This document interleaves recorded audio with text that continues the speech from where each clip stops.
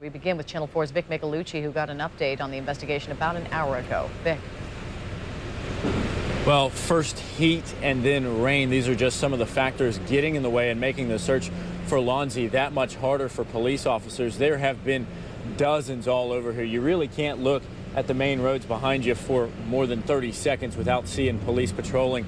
They say they are doing everything that they can to find this toddler. Just spoke with the chief of investigations for the Jacksonville Sheriff's Office. Tom Hackney says that he is still treating this as an abduction. They're not going to leave any stones unturned. And right now they still believe that the boy is alive, but really every minute that they don't find him, the risk of losing him is even worse. With a helicopter overhead, dozens of police officers looked for toddler Lonzie Barton. They searched backyards and sheds. They used bloodhounds to try to pick up his scent or any clues about where he may be. We have 40 to 60 detectives working with our state FDLE partners and federal partners with the FBI, working through a methodical search of this area.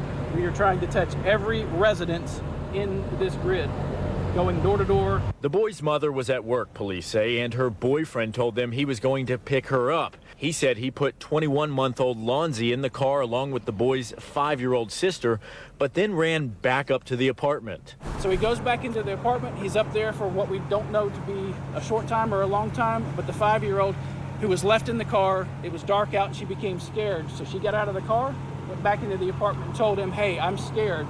So at that point in time, he stopped what he was doing, went back downstairs and noticed that the car was not there. Officers say the boyfriend, 32-year-old William Ebron, had to charge his phone, and he then called 911.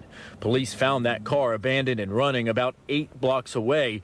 The toddler wasn't there. It was right in front of the house, probably about 50 feet up from where they found it this morning. It wasn't there all night because my son had came back about 10:30 or so, and it wasn't there when he came home. Detectives also searched around this laundromat about 1.5 miles away. The boyfriend told them he washed his clothes there last night. Investigators took a brown bag of potential evidence from the dumpster and looked at surveillance video. I am really worried for him. I have my own babies and I'm scared for the parents. Neighbors also came out to look for the boy. They're praying he's found safe. Have faith, be strong, just hold on and drop on your knees and pray hard. Detectives say Lonzie's mother and the caretaker, her boyfriend, are at police headquarters downtown talking with investigators. They say the mother has been very cooperative. They did say the boyfriend was cooperative, but getting some information out of him was, quote, like pulling teeth.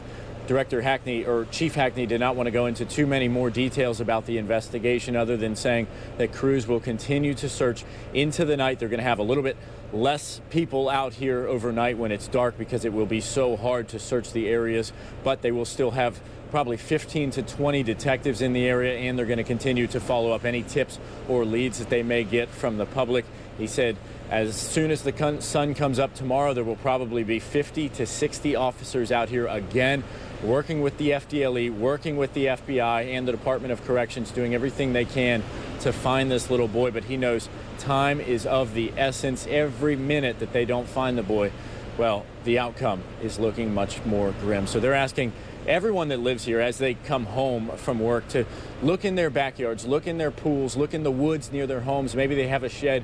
Just do everything they can to go across their property and look for any kind of clue of this little boy. If you know anything, call 911 or call the Jacksonville Sheriff's Office at 630-0500. Of course, as soon as we find out more details about the investigation or where Lonzie is, we'll pass those along to you. But for now, live on the South Side, I'm Vic Michelucci, Channel 4, the local station.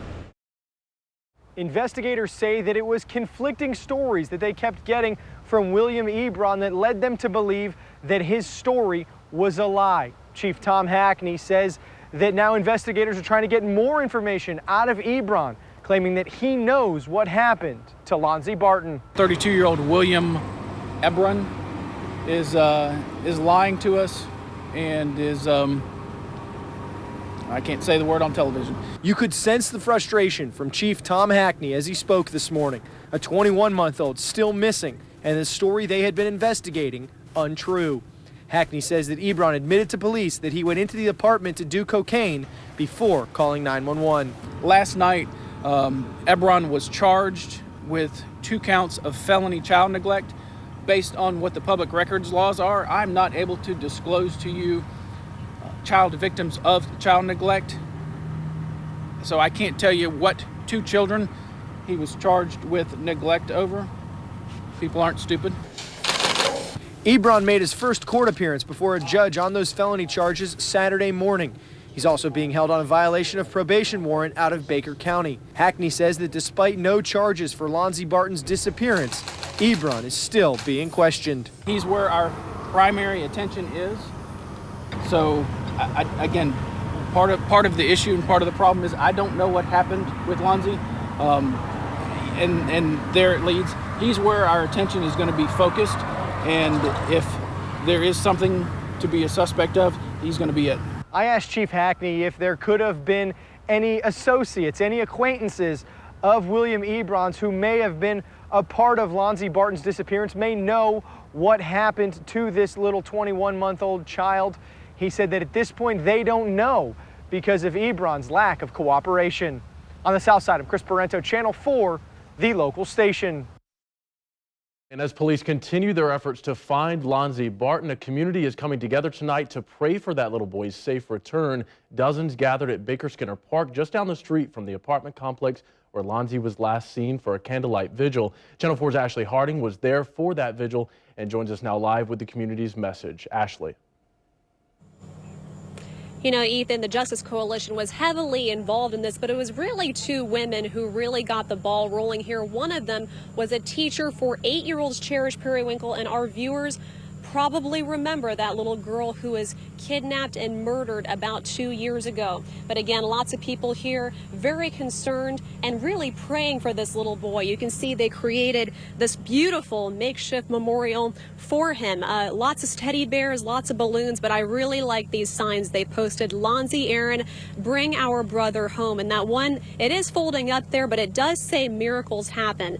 And that's really what people have been talking about here today. Another one just says pray for Lonzie, and then they've got that hashtag find Lonzie, and you've probably seen it on social media. That really is the feeling here tonight. All in a circle, people of all ages held balloons and candles, bowed their heads and prayed from their hearts, hoping to soon know where 21-month-old Lonzie Barton is. I pray that this boy is safe. Yes. Whether he's hurt, he's crying, he's hungry, whether he's just wearing a diaper, but he's safe. Yes. And I know that miracles can happen. With that belief in miracles, they pushed for answers in the case. As they held hands, many of these mothers, fathers, neighbors, and friends thought about their own children. Among them, Dina Thompson. Her own daughter, Summer, was kidnapped and murdered several years ago. She knows the importance of that support system. Everybody coming behind you and standing up, that's the hands that hold us people up. You know, people may think I'm strong, but it's really all the people standing behind me that make me strong. For others, the chance to come together shows just how strong the community is. It doesn't matter race, religion, none of those things matter when this happens. We all come together for a common purpose, and that's for the good of the community. And near the end, the group released balloons for hope. And off they went, symbolizing the love they feel for that little boy and the need to see him home safe.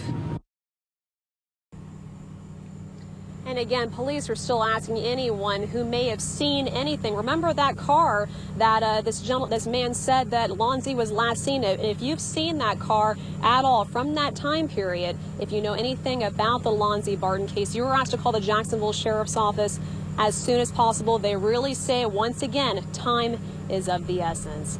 We're live on the south side. I'm Ashley Harding, Channel 4, the local station.